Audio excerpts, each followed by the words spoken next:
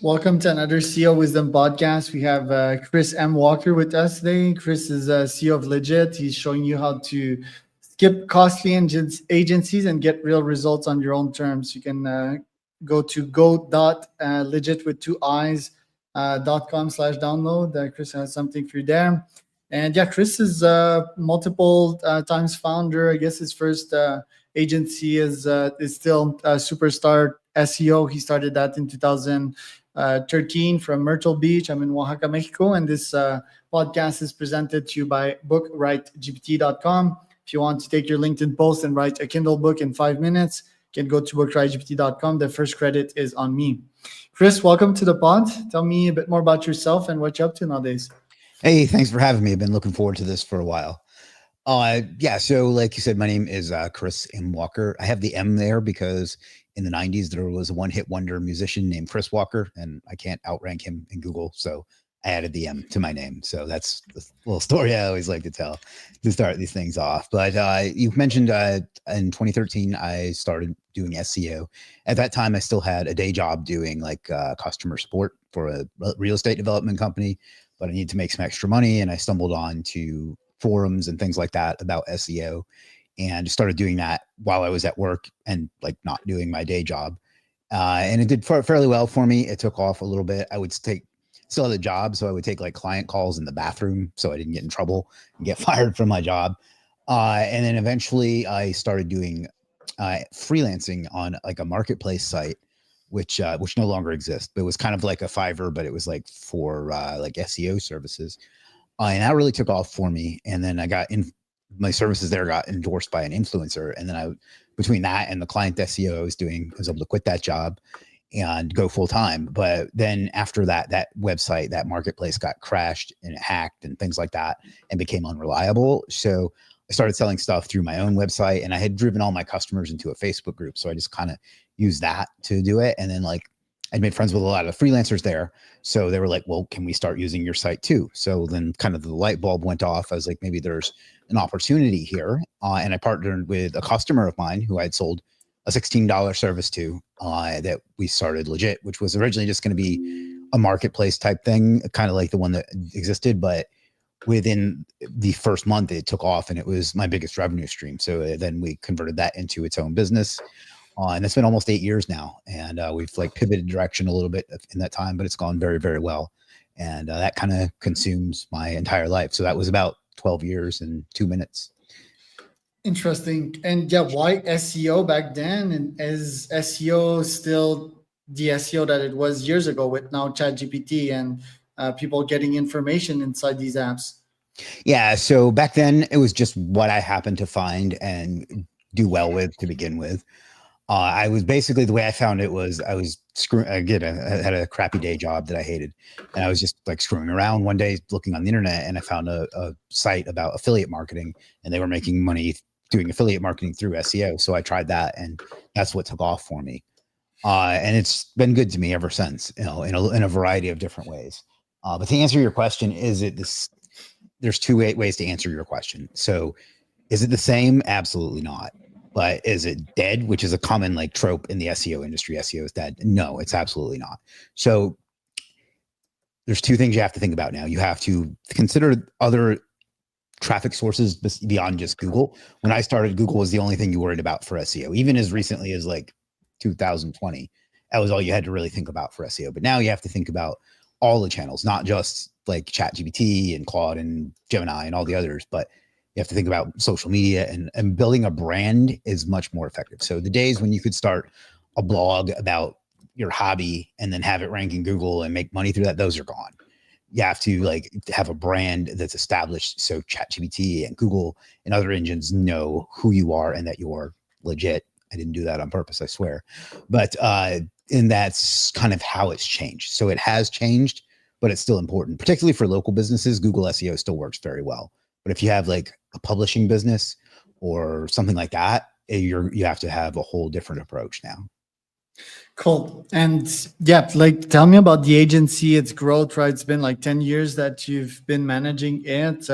How has it grown from a revenue perspective? Yeah. So at this point, it's kind of basically a side hustle for me at this point because legit is kind of my focus, but it still does, 20, 30, 40, 50 grand a month sometimes, depending on the way things fluctuate.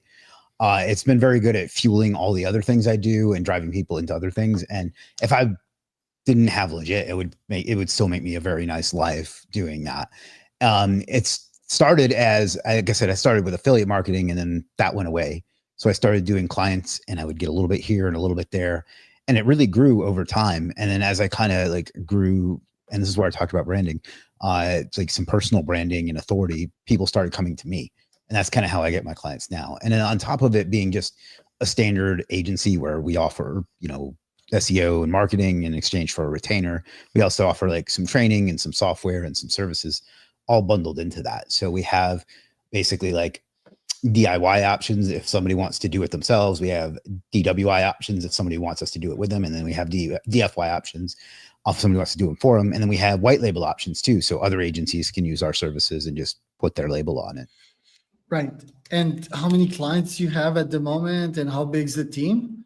It depends on how you look at it. We do a lot of like productized services. So people are buying things on a reoccurring basis rather than a recurring basis.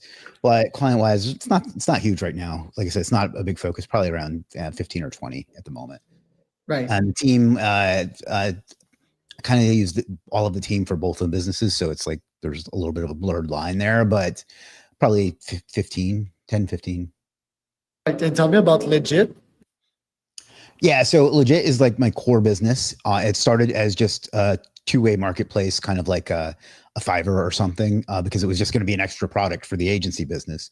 But it took on a life of its own. And after a while, first of all, it started with just mostly SEO, but also like content writing and graphics and stuff. And then it took on kind of a life of its own. And people would start asking me, well, how is this different from Fiverr? And that would piss me off. But like, I also didn't have a good answer when people would say that. So what we did was we decided to think about who we wanted to work with and who we wanted to focus on. And instead of just Fiverr kind of appeals to everybody. So you have like the guy that looks like Jesus that'll hold a sign saying whatever you want or whatever on Fiverr. That's a real service, by the way. I'm not making that up. But we want to focus on helping businesses. So we are aligning our services with businesses and we're building in like other technology into the platform to help people find what's wrong with their business or help what goals they haven't hit, and then help them find people that can fill in those gaps. And that's kind of how we differentiate ourselves. We've had to pivot a lot there too, because you asked about AI and how it affected SEO.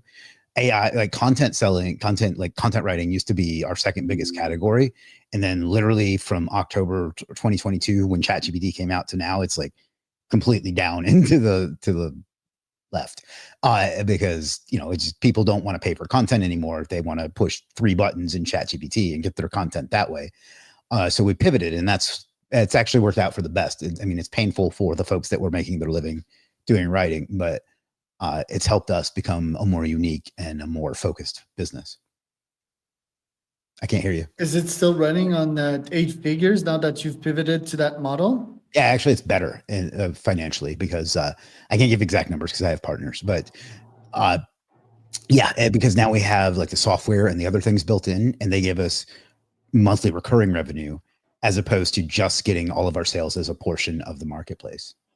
Cool. So like a lot of people, not to pat myself on the back, but I think when ChatGPT and other AI started picking off categories, a lot of people probably would have thrown their hands in the air and said something like, and been like, this doesn't work anymore. Let me go to a new business. But we pivoted and built in the different things that you're seeing there. So right, and the tools is what you're referring to, right? Like yes and no. The tools are just some free things that we built.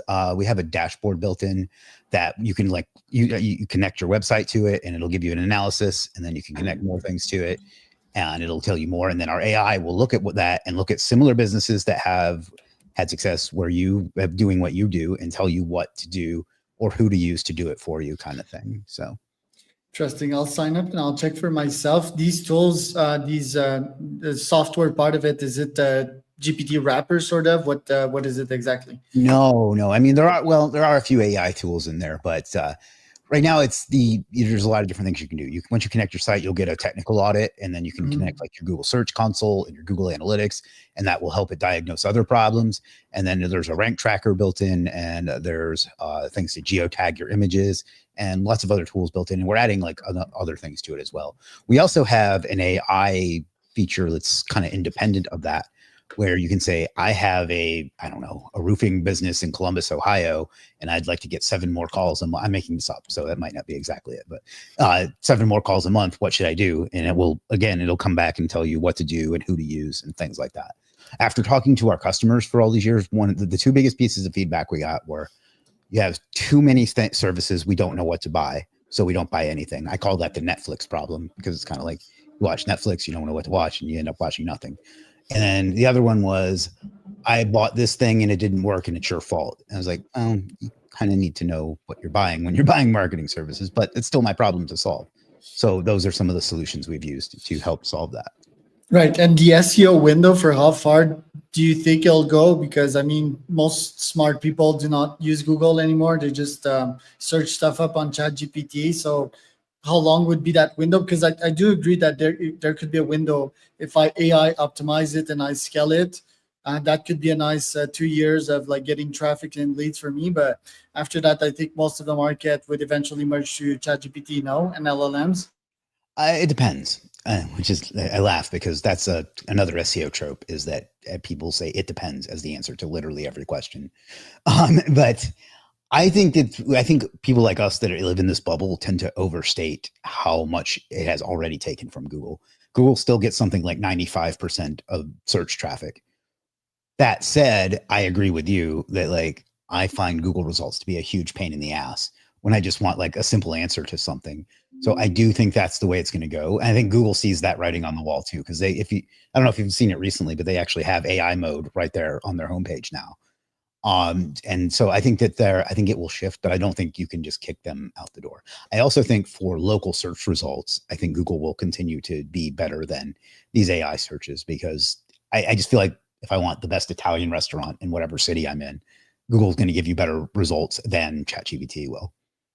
Yeah, on Google Maps, search for business, sort of, but even that is very clunky. I talked to a guy yesterday that was in charge of Gemini, that now has his own company, and he was also in charge of Google Maps. And we were even discussing how Google Maps is sort of becoming a legacy tool, that there's no other options, right? But because they do have that mode, but it feels that they would need to upgrade the app. And yeah, I didn't see it for the AI option in Google, because they lost me. They lost me probably like 2 years ago. Like me, I'm hooked to ChatGPT. And don't you think that these giants should move like way faster? Like it took them so long to react. Yeah, I think that they've lost that startup energy. You know what I mean? Like I think that they have become the thing that they sought out to take down in the first place, like a massive corporate conglomerate, whatever the right words are. Whereas OpenAI, and I imagine OpenAI will eventually fall into that trap too. But Oh yeah. for now, they ship stuff really fast for a company that's as big as they are and as broadly used as they are. So I agree. I don't think that they are pivoting fast enough. And as far as their algorithm, they being Google, I don't think they know how to make it better at this point. I think it's been built on one thing, and then they layered something else on it and something else on it and something else on it.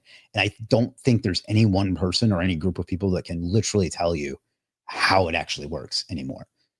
Yeah, but it's just like SEO, right? Well, I guess it's the same science. Like you need to understand them first, and then trying to reverse engineer what works, constantly test out stuff. It's quite complex. What do you think of Fiverr? Not so long ago, their CEO like dropped the notes that like AI would pretty much replace everyone and everything, and I unfortunately agree with him. And that think that like the future is about having a choice between an AI agent that can instantly connect with your business API, know everything, learn 1,000 times faster, and work well. An employee would sleep, and a human employee that doesn't stand a chance, in my opinion. What do you feel what will happen? Do you agree with Fiverr CEO and the note that he dropped about 5 days ago? I did read that. I think he was being a little bit alarmist, because that's just what gets attention. But I think there's a lot of truth to what he says too. Now, I don't think it's going to eliminate everything like the way he phrased it. I think a good example of this is developers. Like vibe coding is something I do a lot of. That's where I use like lovable.dev and stuff like that. I know you know that, but like in case anybody else is watching to develop apps, you can cut out so much of the time and get so much low level stuff done, but you're going to get to a point where you need a real developer to step in. So what I think what it's going to do is eliminate low skill, almost all low skill, at least digital stuff, low skill stuff. And I think that's all going to go away. And I think that's why it probably occurred to him, because that's like 2/3 of his user base, probably, if not more. But I don't think that skilled people will be out of a job. But I think people who I see a lot of, I'm trying to be nice about this, but I see a lot of like graphics people whining about the Chat GPT update that came out maybe a month or two ago that created images that was doing pretty good image quality. And they were like, oh, now it's taking away our creativity. I was like, if a piece of software can take away your livelihood, it means you weren't offering something that valuable in the first place. And I think that's kind of what the Fiverr CEO, what's his name, Micah Kaufman, I think, was saying. Yeah, I think he hires a bunch of these humans as well, and low-level workers, like low scale. That's really like robotic / automatic tasks. Do you think that these countries with low skill workers, like people that are paid like $2 to $3 an hour, I think like freelancing has done amazing for them in the past couple of decades with Upwork, freelancer.com, and all of that. Do you think that they should be worried? Was that like their summum maximum? Can they even evolve and start being creative and own their own businesses? Do you think that they'll adapt to that? I mean, some probably will, but the people that were just making money for the pain in the ass stuff that we all don't want to do and don't really have a skill, because there's a difference between being able to do a task and having a skill. The people that actually have a skill, I think, will still be able to pivot and make a life out of it.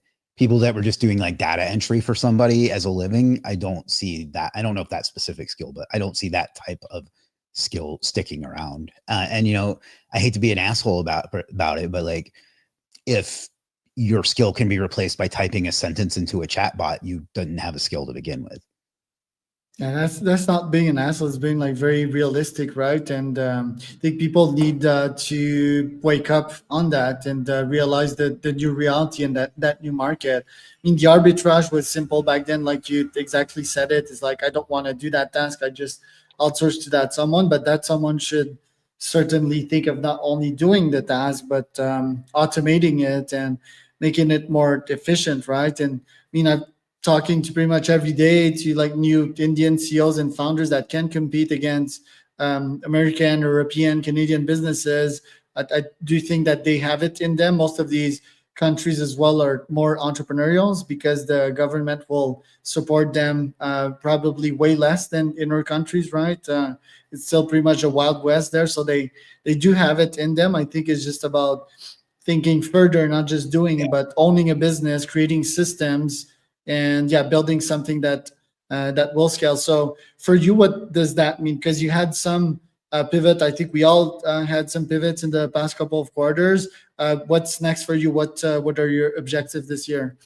So what I spent, unfortunately, I've gotten to the point in being in Legit where all I have to do is like make decisions and stuff. So I don't have to do a lot of tasks, and it frees up a lot of my time. And what I've spent a lot of my time on is developing like new software apps, because it's so easy to do that.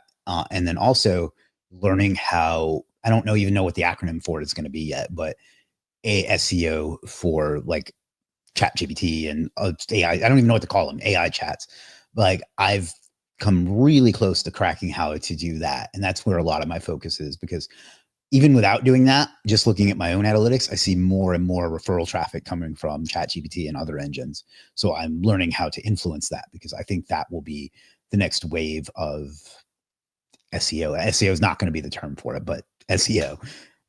And these engines are getting smarter, right? Like I believe AI will check if the content is legit or not. It's not just yes or no anymore. It's sort of like a thinking, right? I believe Google did have some AI historically, but if I'm not mistaken, It goes through Gemini's brain, sort of. Even my cold emails nowadays, Gemini is filtering for that if it's a cold email or not, right? So I think it's getting smarter to give me the permission if I land in the inbox or not. Yeah. Do you think that it will only get harder to sort of trick these algorithms, and eventually will just become about truthfulness, and like if that person is this or not, if they're ranked naturally, and you won't be able to hack it eventually? No, somebody will always figure out a way to manipulate something. That's just the way humanity works. I don't think I don't think a system. I don't think there's ever going to be a system that somebody won't figure out a way to abuse. Unfortunately, I don't know if that's good or bad, but like, I think it's possible. One thing about AI content, though, I think it's going to get to a point where no one cares.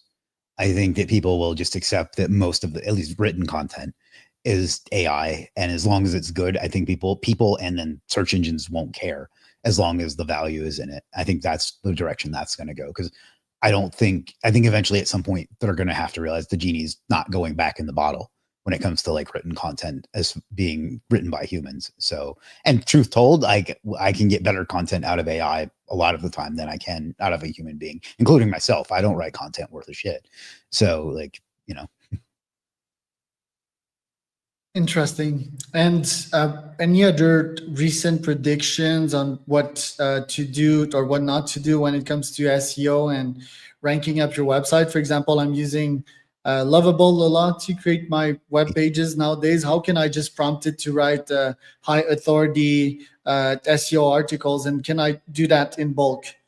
There's different tools. I don't know if you could do that with Love. I don't think you can write the content with Lovable, but you You can write it. can.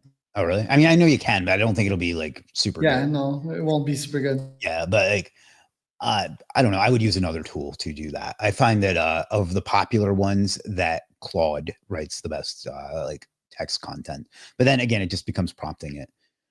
Just this little. It's not really what you asked, but a little tip for creating good lovable apps and pages. What I like to do is use like a chat GPT and use deep research, and you have that create the entire prompt to feed into lovable, and that will like save you so much of I'm sure you've gotten into the like error loop where you just keep fixing it, try to fix it, and it fixes it, and it try to. If you the better you start with a better prompt, you do that. So if you write that, ask ChatGPT to write you a lovable prompt on whatever you're trying to do, and use deep research, it'll give you a really good prompt to feed into it. Right. And back then I was using AIs on spreadsheet to write articles. So I guess I can just prompt. I use Persona precisely, which is a clay.com Yeah. competitor if you want. Mhm. And yet I would just be like, write me 1,000 art. I would feed it like, for example, for this podcast, right? CEO Wisdom Podcast. I would feed it a bunch of LinkedIn profiles of CEOs, and I would write an article, for example, a day in the life of Chris M. Walker, Mhm. and I would have it SEO optimized. I would feed it the right prompt. Next thing you know, it could write like 1,000 articles of like all these CEOs. What do you think about that idea, and what kind of prompt should I feed it to write an SEO indexable articles? Because I would take that CSV and then I would feed it to Lovable and see if it would write like all these thousands of articles. What do you think about that framework? I've done similar things. I've not used Lovable for content. This is a new concept for me. But what I have like I don't remember what it's called, but I found like a browser extension that would scrape a particular person's like Twitter. So I would like send it to go scrape all of Alex Hormozy's tweets about any topic or just all of them, and it'll give you back a CSV, and then I would use that as knowledge for like a custom GPT, and then you or whatever Claude calls them projects, I think, and just say, can you make me a post on topic that's, and then use this that style, and it'll work, and then you can just tell it to SEO optimize it, or you can use one of those tools that's specific for SEO optimizing that'll tell you like the H1s and the amount of words and all that stuff. Yeah, I'd use an Amplify scraper to do that at scale. But then do you think my AI written articles would get indexed? Like, does it just take a specific prompt? Would So it's anyone actually visit these? Would it pop on Google? No, it's more Google is more about the site than it is about the particular article. That's why I was saying earlier that like if you have a blog on I don't know, almond milk or travel or whatever your hobby is, good content isn't enough. You have to have a brand and a high authority site. If you search for anything in Google now, you're going to find Reddit, you're going to find Forbes, you're going to find Yelp. you're going to find shit like that. Look, and that's because those sites have the more trust and more authority. So it's the good content is important. Don't get me wrong, but it's not good enough anymore. Like the site itself is where a lot of the authority comes from and a lot of the ranking comes from. It's like not really fair to small publishers, but life's not fair. It is not. So what's the recipe here? Should I just have should I convert my articles into site pages? Should I have a very big website with and then what's an actual prompt to index it the right way? I know you don't know Lovable, but I could just probably just tell Lovable that, hey, respect that specific indexing structure. Is it like still in the old days, or is it something different? I guess, are you asking, should you just build like a lot of content? I'm not quite sure what the question is. Yeah, if it's site index and if the blog and the articles stuff is not working, should I just have more pages on my website? Because ultimately an article is a website page. It could be useful for someone to read it. So I'm just not sure how to have a solidly indexed SEOable website is sort of my question. And I would love to use AI and do it in a couple of minutes instead of hiring an expert or doing it myself.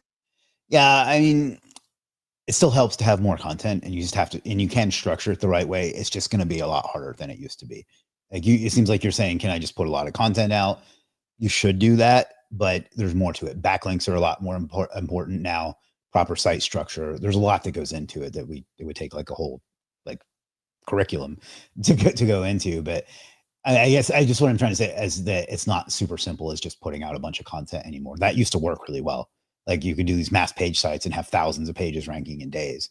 Now it's like about the authority and the trust and the brand of your site. So what's more important is building a whole like social fortress around it of like properties, like social properties, citations, Wikidata, things like that tell the search engine that this is a real brand and not just some random site. And that's how it knows to trust that site and reward it with search ranking. Hopefully that answered your question. Yeah, and even backlink is quite painful, right? I'm a cold emailing guy. It's like, do you want to share an article? Do you want to cross link? It's a bit of an odd offer. Most people don't know why they do it, or maybe there's an SEO person at their companies that would understand that. Real quick, how do you do the backlinking stuff? Backlinking is probably the most important part of SEO, actually. And that's like a lot of what my agency does. And it's a lot of the top selling services on Legit. There's a lot of different ways to go about it, but like guest posting, private blog networks, niche edits, brand mentions in like big publications. You can get those. It used to be called Harrow. It's called something else now. There's a lot of different strategies for link building, but if you're going to want to get traffic from SEO, particularly Google, you're going to have to do proper link building. And again, it's a lot of strategy, but like high authority links, like I talked about, and then relevant links to the right pages with the right anchor text in the right volume is kind of the formula. Cool. I'll check this out. And last but not least, why so many pops in the background? Do you have a fascination with that? It's just a hobby I picked up. Like one day I was at the mall and I picked up one and I was like, yeah, this is kind of cool. So I like bought that. And then like I went at home and like started researching. I was like, wow, there's a lot of these. So I bought like a few and I put them in the background of my videos just because it looked cool. And now people always comment on it. So it's kind of like my studio setup now. Do they have a resale value or? Some of them do. I purposely, when I decided to like make a hobby out of it, I purposely decided not to consider that and just buy the ones that I liked. Because if I start buying them for like the resale value, it's like not fun anymore. But yeah, some of them are worth several $100s, and then some of them are worthless. So okay. Well, thanks for coming on, Chris. Where can people find out more about you? So if you have a business or you want to earn some money, check out legit.com with 2 eyes because one wasn't enough.